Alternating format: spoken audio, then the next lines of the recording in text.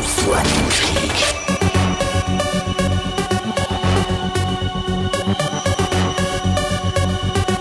Glaubst du an den Krieg? Oder wird der Krieg nur durch deinen Glauben entfacht? Glaubst du wirklich an den Krieg?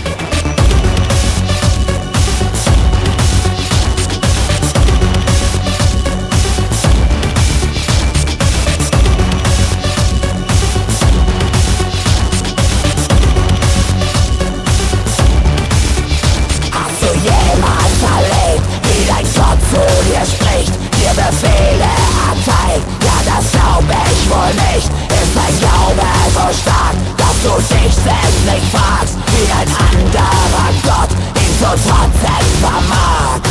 Auf in den Kampf, in die heilige Schlacht. Hier geht's nicht um Religion, sondern nur blanke Macht.